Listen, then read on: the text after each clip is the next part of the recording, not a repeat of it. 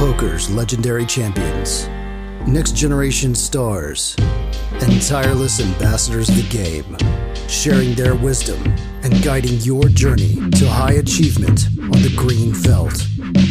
This is Tactical Tuesday on Chasing Poker Greatness with your hosts, Brad Wilson and Jon Chai.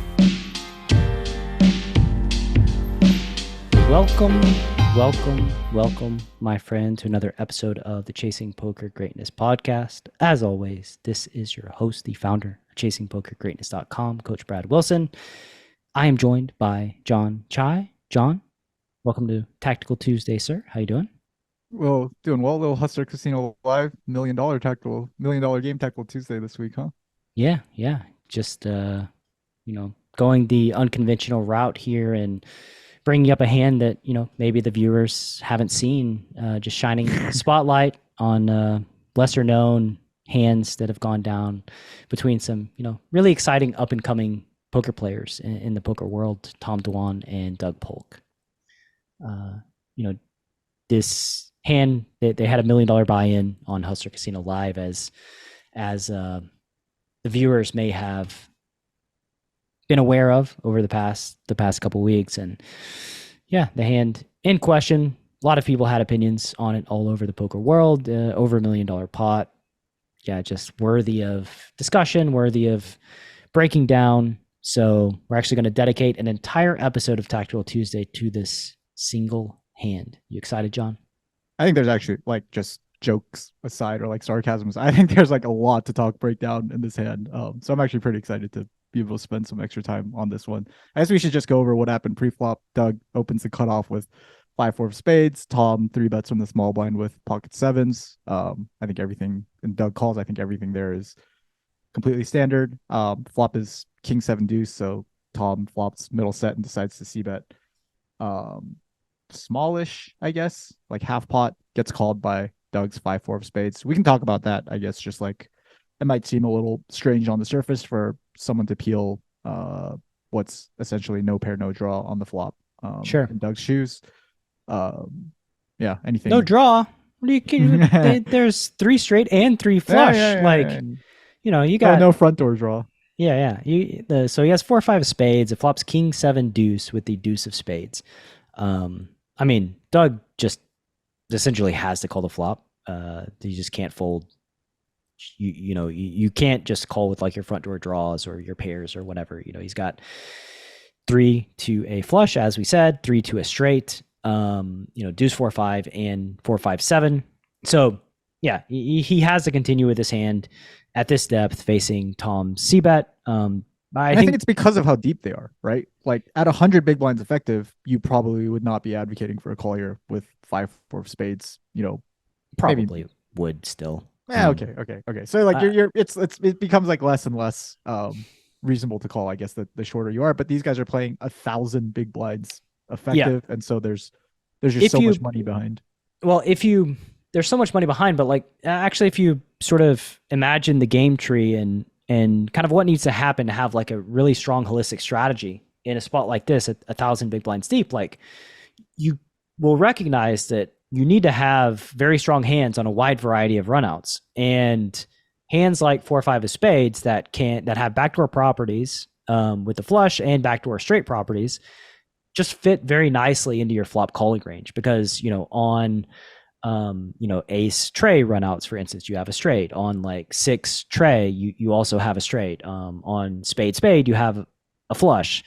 It also gives you the ability to, when you turn an open-ended straight draw, you can raise the turn, and you've got natural bluffs with hands that can make the nuts, right? So if you never call with a 3 straight here or a 3 flush, then on a 6, when Tom bets and you raise, where do your bluffs come from, right? Where do your low equity raises come from? If you're only calling the flop when you have front door diamonds or your pairs. And so you basically just need to be able to make the nuts on a wide variety of runouts and a wide variety of boards, and 4-5 has the right properties to make the nuts on a lot of different runouts. And that's, that concept gets exponentially amplified the deeper that you are. Because the deeper that you are, it's just you're going to be placing lots of bets downstream. And so it's like really important that you maintain enough combos in your flop calling range to be able to have coverage on a wide variety of runouts, bluffs in enough spots where you need bluffs. And you need to be able to make, the nuts on a variety of runouts too. So yeah, just holistically speaking, I don't think Doug is just like flop is just a slam dunk, have to call with his hand at this depth, no other real option. Pre-flop, we didn't really touch on, but Tom's decision to 3-bet sevens. Is he in the small blind? Yeah. Nah, I guess if he's in the small blind, then it does not really much of a decision. The big blind would be more interesting, but yeah, I think Tom's just got a hand that, like, again, fine 3-bet. And yeah, so essentially, like, here on the pre-flop and the flop, like, the hands have kind of just played themselves up to this point. Yep, I agree. Not much to talk about either pre-flop or on the flop. So we get a flop c-bet and a call, turn 6 of hearts. Yeah, so the flop was king 7 deuce with king 7 of diamonds, turn 6 of hearts. So now Doug's got ye old open-ended straight draw. And Tom still has middle set. So I think it's fairly obvious what Tom's going to do. There's 61K in the pot.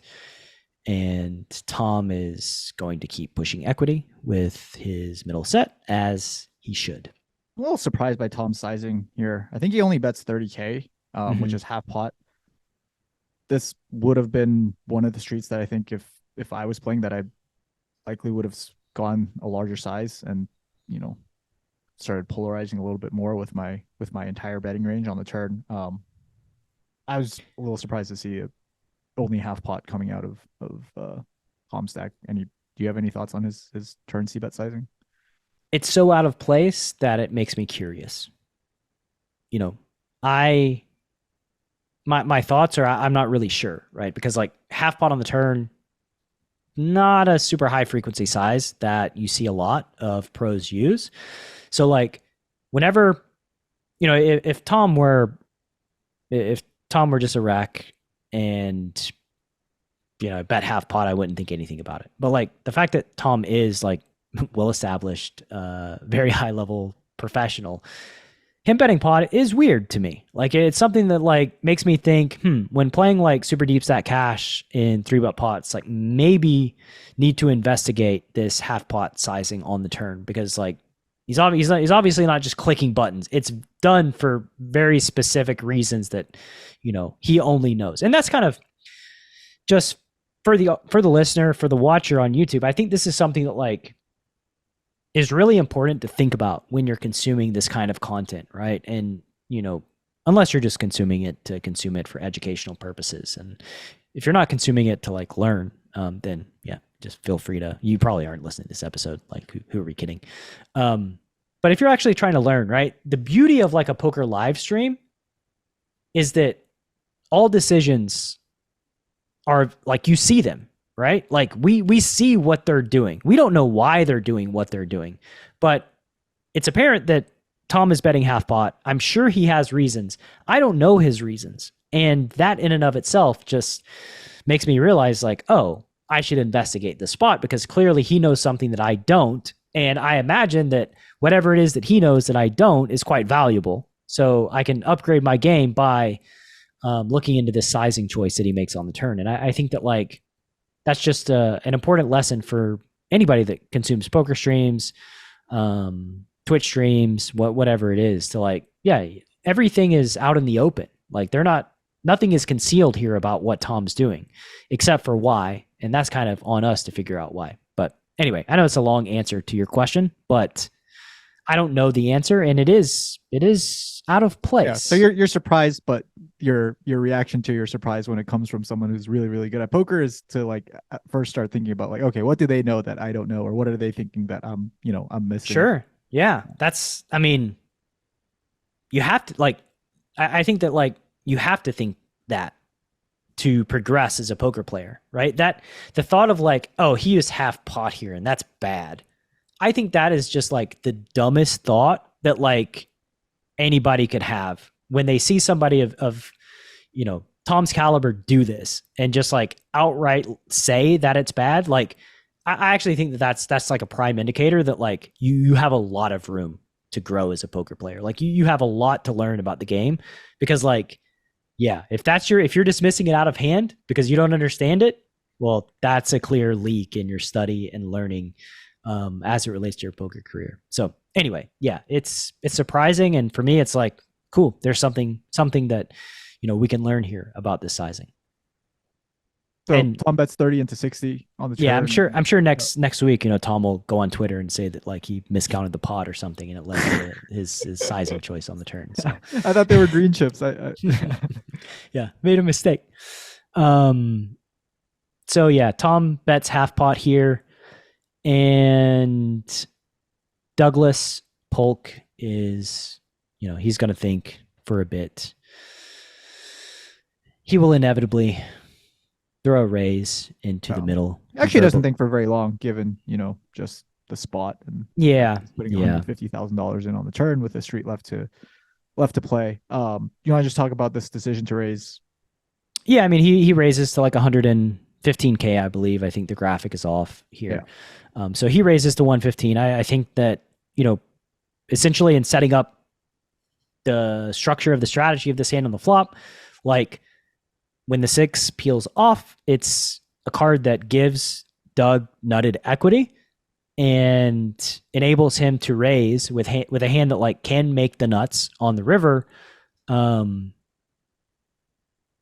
And he can probably call a bet 3-bet depending on the size of it. And it's not a set, or it's not 2 pair, right? So it's just a way for, Doug's strategy to be more holistically balanced. And like he has to raise on the 6, I think. Like I think that like the way that the hand was kind of set up is such that like Doug's strat is going to be that he raises on this card, at least at some frequency, maybe not absolute frequency, but he's going to raise when he turns this open ender, because like it just makes way too much sense to raise and not enough. It doesn't make much sense to just call, because like if you're just calling, then like you've got plenty of like hands that can go call. You need hands that can go call raise that aren't a set, basically. Yeah. And I think this hand just, if we're just talking from like a pure theories perspective, it's going to be one of the worst hands 5 high that Doug get to the river. A little D-Wade. Yeah, we have ads in our stream replay on YouTube because I haven't gotten YouTube Premium.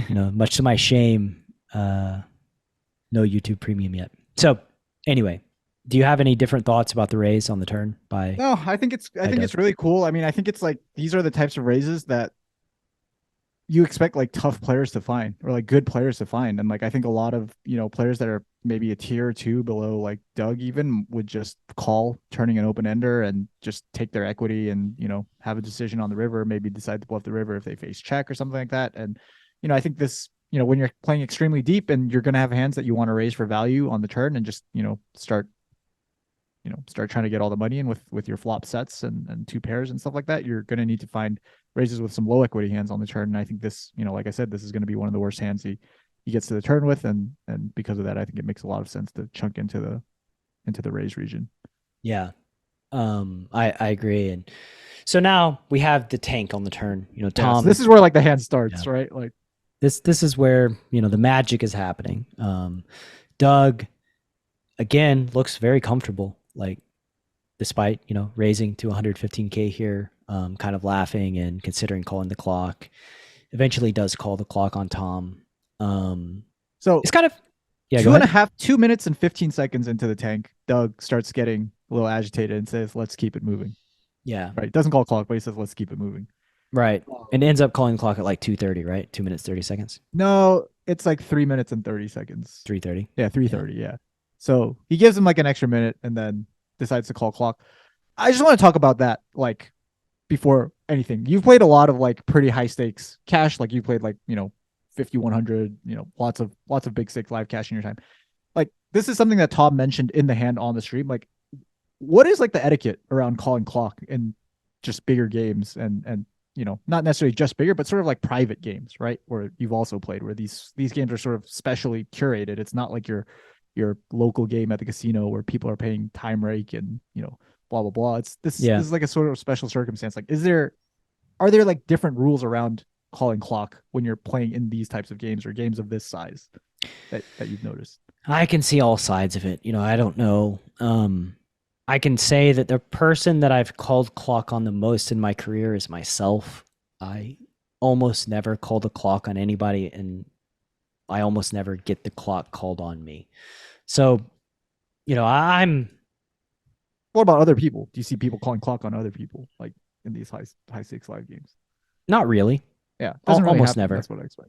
Yeah, very, very, very rarely. And I think that's actually like, I think that's kind of interesting. Like, that's worth, like, there's like this difference between like etiquette at like your 1-2 game and your etiquette even at like, let's say like a game that's not that much bigger, that's not nosebleeds, like 10-20. I think one of the clear things that I see is like, if you're playing 1-2 and someone shows their hand to somebody else, half the table is going to stand up and say like, show one, show all. You need to, you need to table that hand. Whereas if that happens at 10-20, no one's going to say anything, right? Like, it's just a dude showing their hand to the fish to make the fish feel better or to, get them to play longer or be friendly or whatever. And not a single person is going to say like, show it, right? And so like that's like a really clear example, I think, of like etiquette kind of changing, or like expectations for how you behave changing as you move up stakes, as the game slightly, as the games are populated by like different players.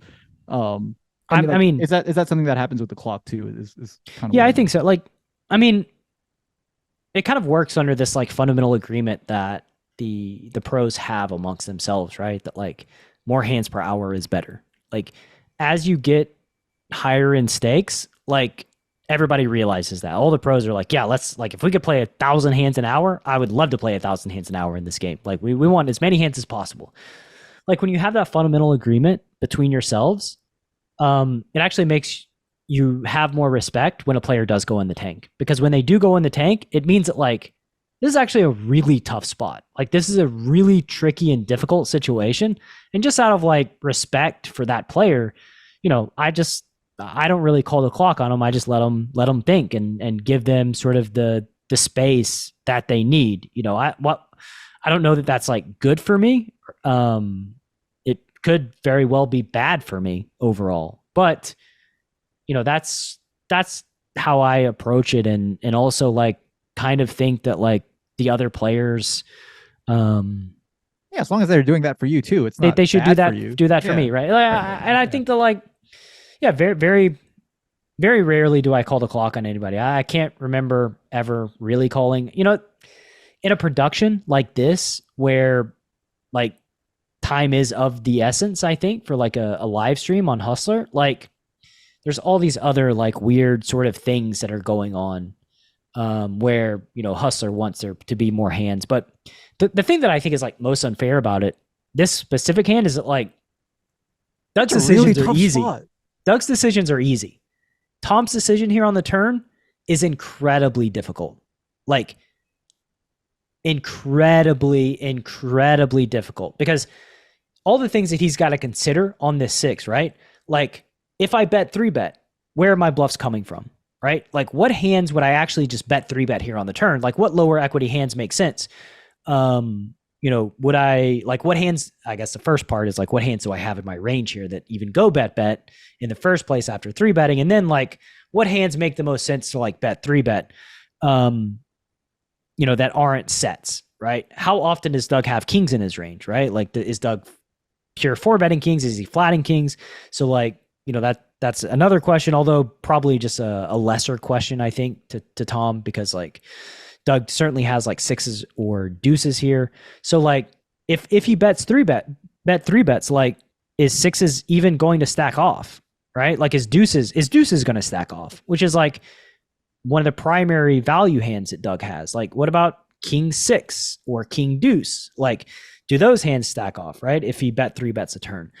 And then like, how do you play the river after the turn, right? On a variety of different runouts, you have to like have a plan for like, am I going to check raise all in on the river? Like, so I almost think that we should be like analyzing the situation from like, not even like considering Tom's specific hand, like, and the issue he has like with his hand. It's like, just in a vacuum, Tom is playing a 3-bet pot out of position. He c-bet the flop, c-bet the turn, and got raised on the turn. And they started the hand 1,000 big blinds effective. Yeah. Like, that's all you need to know, kind of, right? It's like, doesn't even matter whether you have a set or a bluff or like whatever. It's like, yo, you should get a lot of time in that spot with the street left to play. Like, yeah, it's like he got forced into a position that is very difficult and very tricky, and then also is forced to play the spot quickly when the alternative position is relatively easy to play, right? Like Doug's spot is relatively simple. Like, cool, I call the flop. That's going to happen almost always. Then he decides to raise the turn, which I is a great find, and I think it's but it's not something that he had to like think super deeply about raising the turn, right? It's like, oh, I'm just going to raise the turn. Like Tom's position is way trickier, way more difficult, and so like to me, as long as it's not like a habitual offender that tanks consistently, like again and again and again, like I would give them a lot of latitude and space to like think about it, and that's how I would go about it. But again, like I do want to say that Doug, he's played on a bajillion live streams. He runs the lodge. They have a live stream. So like a lot of the dynamics of like production and that sort of thing that he may be considering, I don't really have that information, or I don't really know exactly how that works. So hard to criticize Doug for calling the clock. To be like, it didn't seem, he was kind of sheepish about it. Like it wasn't a thing that he's like, he like asking the players if it's okay. Yeah. So I don't think it's like super out of line or anything, but I would say that like Tom is justified in probably getting a little annoyed about the clock. He was definitely annoyed. He said like, I've never played stakes like this and seen the clock get called. Like he said something like that, a handful of times, and just kind of let everyone, including Doug, know that like this is not considered good etiquette at 500. Yeah. And I mean, Tom's gonna know, right? Like Tom's gonna know. I do. There's this like other element before, about the night before, the 2 nights before. I can't even remember like what night this was on, but like everybody's talking about how like, oh, there's no action on the show, and like Doug's like, I'm gonna put my cape on and save the day. I'm gonna get in there and raise and play giant pots and like get out of line, that sort of thing. So like Doug coming into this, could have been coming from that perspective of like, I'm going to make this game fun. I'm going to liven it up. I'm going to play big pots. Like it's going to be good TV. And so like, maybe he has that sort of internal pressure of like, he's got to be like the sheriff, right? He's got to be like, okay, I gotta make this thing go. Yeah. So again, that's just conjecture. I have no idea what's actually going through Doug's mind, but Tom, I mean, look at his face that we paused it on, right? He's not exactly thrilled about being forced to act so quickly. So before we go on to the next part of the hand, like what do you think about Tom's decision to flat here versus anything else? I mean, obviously not fold, but flat versus raising. I like it. I like it a lot because, and my reasons can be like very different than Tom's reasons, but I like it because it makes the river pretty easy to play. Like it's hard to like make a strategic mistake if you decide that, you're just flatting everything on the turn. You're playing pure call. So I think that like from a, simplification side of it, like one way to like, take the 1,000 big blinds kind of out of play and reduce the complexity is to just have a pure call range. And it's going to be quite difficult for Tom to like make a catastrophic error if he just calls the turn. And if he bet 3 bets the turn, I think that is way more complex. There's a much higher probability of some kind of strategic failure being in the construction of his bet 3 bet range, his river strategy, just like a lot of different ways that things can kind of go off the rails. So like simplifying to pure call, I think is good. I mean, I think it's that it's probably what I would do in the same spot. Yep. Yeah, I'm on board with that. Like you said, it's tough to manage like a bet 3 bet range and a whole bet 3 bet strategy in the spot. So yeah, I really like the call. That's I was watching this hand live, I think, when it happened, because they tweeted about some crazy hand, and so I wanted to see it, and I was kind of rooting for Tom to flat the turn. Yeah. Well, he flats the turn. The river's a 6 of spades, so final board was king 7 deuce 6 6. So Tom's got a boat. There's 291k in the pot. Doug has, actually Tom's the effective stack with 881k. Doug has him covered. Yeah, Doug has a few different sizing options here. I think he is gonna settle eventually on, The old 420. Yeah, the old stoner size of 420 for one reason or another. Not sure how he landed on that size exactly, but he bets 420 into about 300. So ends up being a 130% overbet on the river. And he's got, if Tom jams, he's going to have like 460k to jam. I think so. There's a lot of things happening here, even on the river, for both Doug and Tom, actually, that are quite interesting. The first is, what do you think Doug makes of Tom's tank on the turn? Like, that's sort of the first, like, Tom did tank for 2.5, 3 minutes. Like, is there any sort of narrowing of the range due to the deep tank on the turn?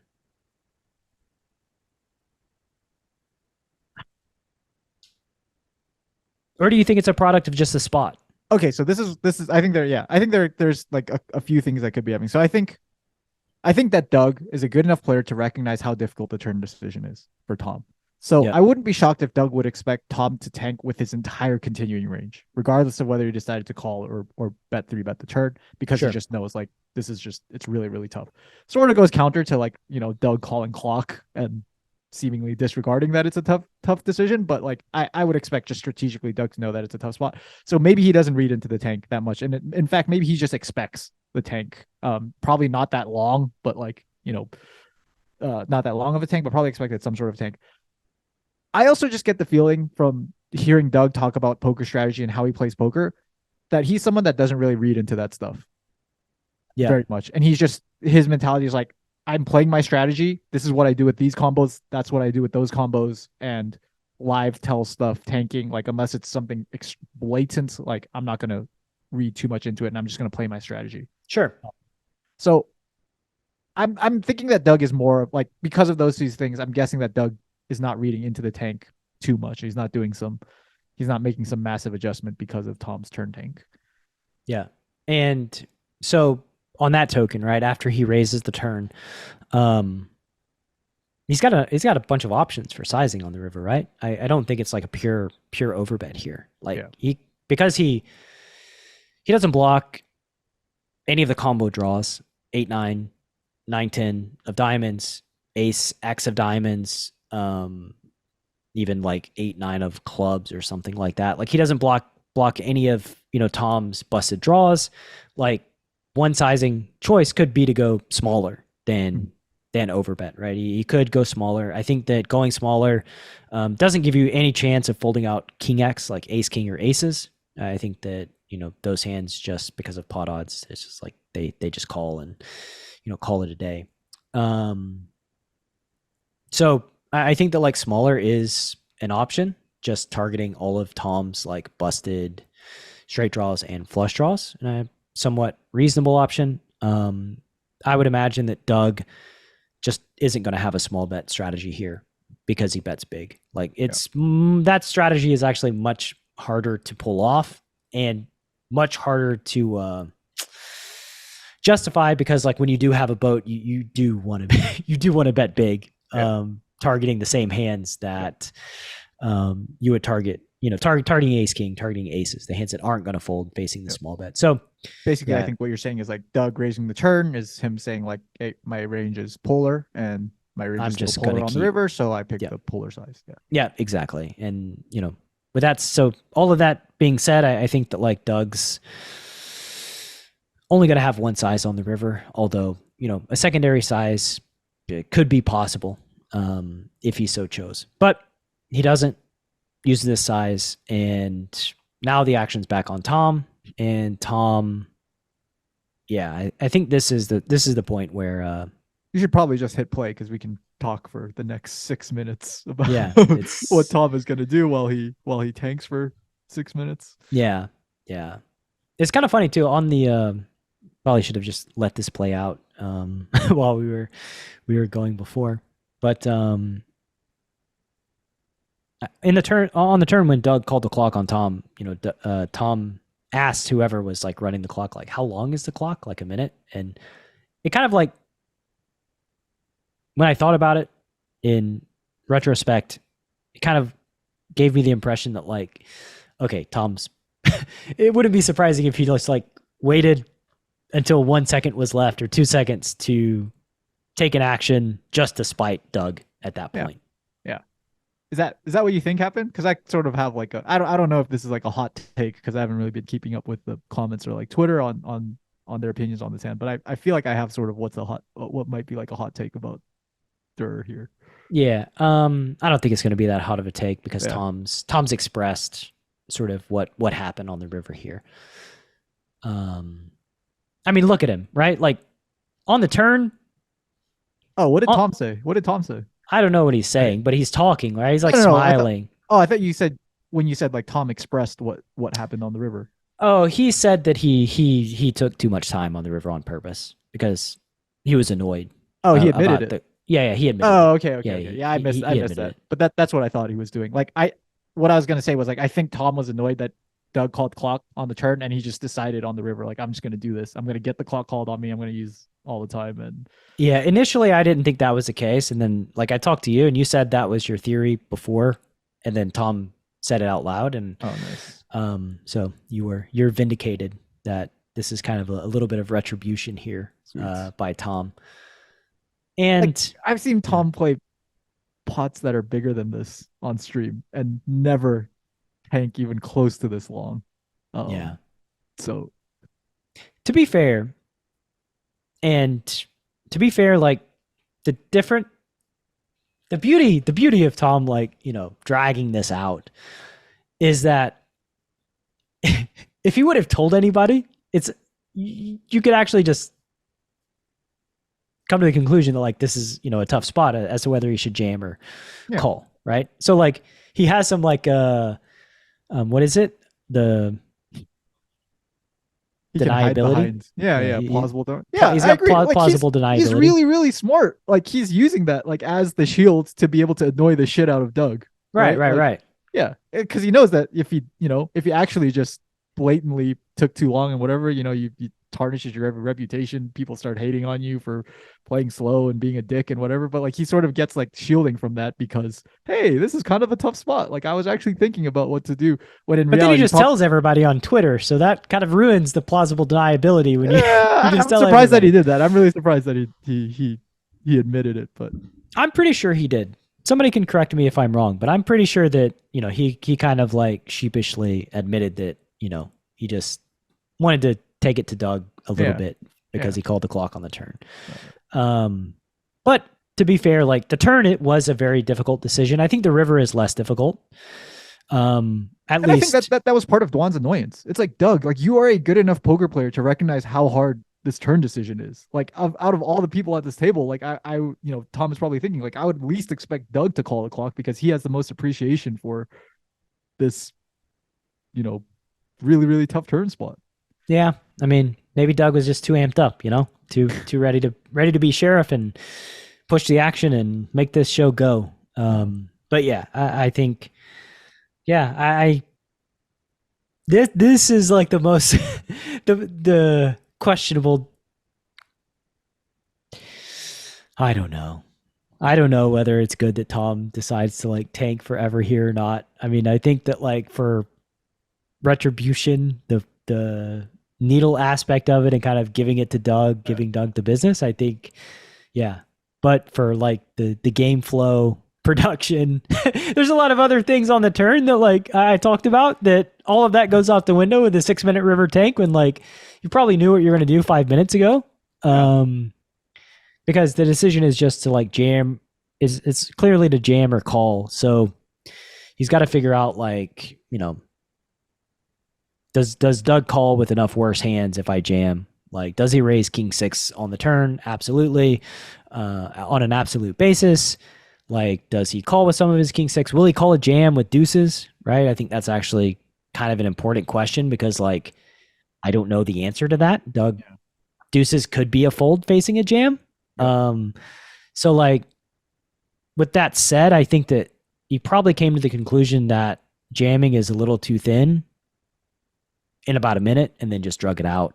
Yeah, that's what I think. I think that's what happened too. Maybe it took him longer than a minute. I mean, like, whatever. In Tom's defense, it's $1 million decision. He could be playing like a $2 million chip pot if he does make a misstep here. So yeah. It's not to just completely shit on Tom for taking a long time here. No, look at him. Look at his acting skills. He's like, look at him go right there. He's, oh man, this is tough. Like, yo, what's up in that corner? Is the answer up there? Is it it's not there. No, I'm gonna look over here for a while. It would be like, it would be weird if he's like laughing and stuff and like talking to people and then raises the river. Like that would be actually like a bizarre thing for Tom to do. And I actually think maybe like that, just him doing, as soon as he starts laughing, looking at somebody else and talking or whatever it is, he knows what he knows which way he's going. The rest of it is just like, to, this is not the face of a man in agony. Like, right, look at him. He's just going to inflict some punishment. Get a little payback for, Doug calling the clock on the turn. So anyway, it doesn't really matter to me. Like, I don't have strong feelings one way or the other about, I guess, Doug calling the clock on Tom and Tom doing this on the river. Yeah, I think it's just, you're playing a game of psychological warfare, and they both kind of came at each other, and it just happens. Strategically, still really interesting hand. I think. I mean, that turn spot is really, really turn spot's killer, man. Turn spot is another tough one. Turn spot. The turn spot is way more complex than the river, I think. But yeah, cool hand, good spot. And I mean, again, like, I set this up right by saying that, like, if either player is probably going to be more risk averse, it's, more likely to be Doug, I would imagine. And Doug had no problem just pulling the trigger here, $420,000 bluff on the river. So doesn't look like Doug's playing too risk averse. Looks like he's in his element, his comfort zone. So yeah, really, really cool. Just breaking down this hand to titans of our game going to war. Yeah, that's two legends for sure. Yeah, that's all I got for this week's episode of Tactical Tuesday. We did it. One hand, 37 minutes, $1 million pot. Well done, John. See you next week, everybody. Yeah, should I drag it out for another 6 minutes while you're driving along in your car, thinking there might be something good behind the next sentence? No? All right. Bad for YouTube metrics. See you next week. Thanks for listening to Chasing Poker Greatness. You can subscribe on Apple Podcasts or on your favorite podcast app. Go to chasingpokergreatness.com to get the newsletter. Join the Greatness Village community, book a coaching session, or dive into the latest data-driven poker courses. Follow the show on Twitter @CPG Podcast.